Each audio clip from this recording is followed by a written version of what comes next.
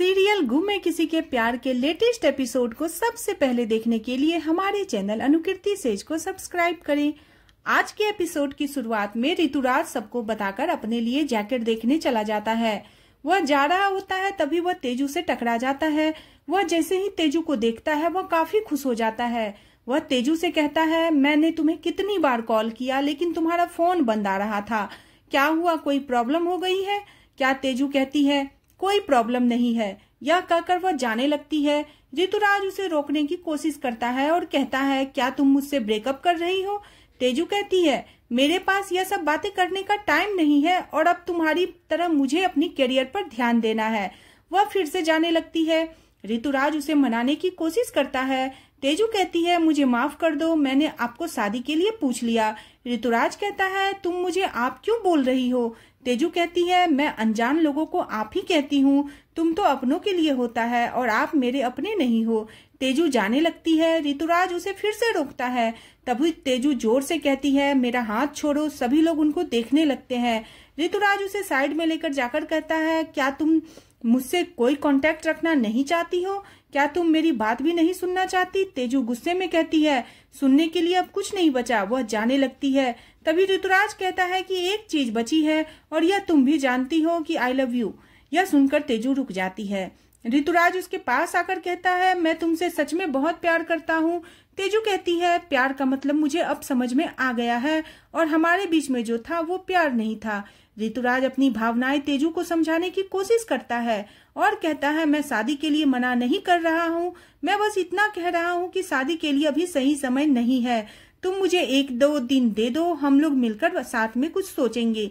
तेजू कहती है, मैं सोच चुकी हूँ, मैं आपके साथ जिंदगी का हर दिन बिताना चाहती थी लेकिन आपने मना कर दिया। अब जो मेरे साथ अपनी जिंदगी का हर दिन नहीं बिताना चाहता उसे मैं अपना एक दिन भी क्यों दूं?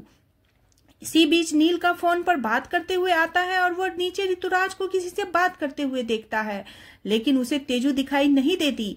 तेजू कहती है, अब हम कभी नहीं मिलेंगे और वहां से चली जाती है। ऋतुराज दुखी हो जाता है। नील ऋतुराज को आवाज देता है लेकिन वह भी गुस्से से बाहर चला जाता है। नील उसके पीछे आता है और उससे परेशानी का कारण पूछता है।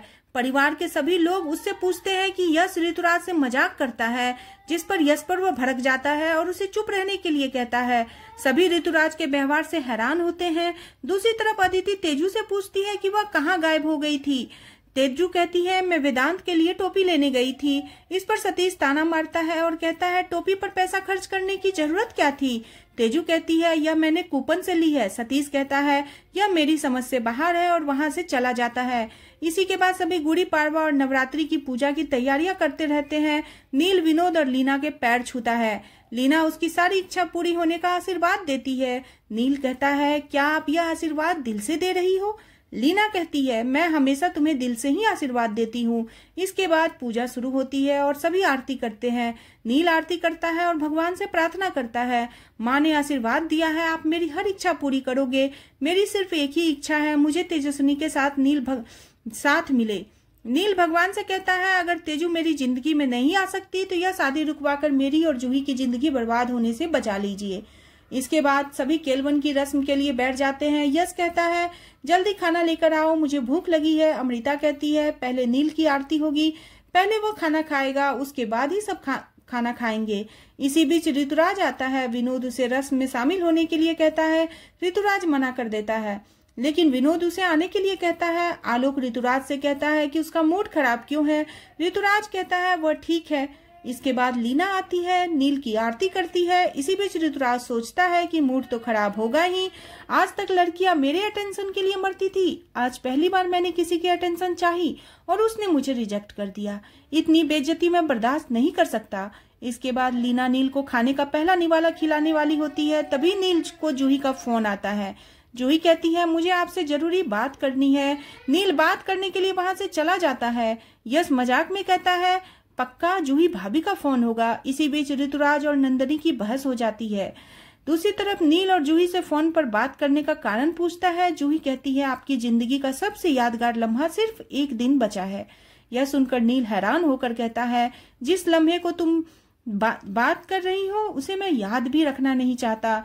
इस पर जूही कहती है, ऐसा भी हो सकता है कल आपकी यह राय बदल जाए। कल क्या होगा यह किसी को पता नहीं। मैंने पहले भी आपको कहा था मुझ पर भरोसा करो और अब भी यही कह रही हूँ। नील कंफ्यूज होकर कहता है, मुझे कुछ समझ में नहीं आ रहा है, तुम क्या कहना चाहती हो। और इसी के साथ एपिसोड खत्म हो जाता है। अगले एपिसोड में देखने को मिलेगा कि केलवन की रस्म के दौरान जूही अपने खाने का पहला निवाला तेजू को खिला देती है, जिससे सतीश गुस्सा करता है। सोनाली कहती है इस रस्म में खाने का पहला निवाला सिर्फ दुल्हन को दिया जाता है। जूही कहती है मैं और तेजू अलग थोड़ी है, मैं चली जाऊंगी तो इनकी ही शादी होनी है। सभी चौंक जाते हैं। आज का एपिसोड आपको कैसा लगा प्लीज कमेंट करें और बने रहे सीरियल गुम है किसी के प्यार में। और नेक्स्ट एपिसोड के लिए चैनल को सब्सक्राइब करना बिल्कुल न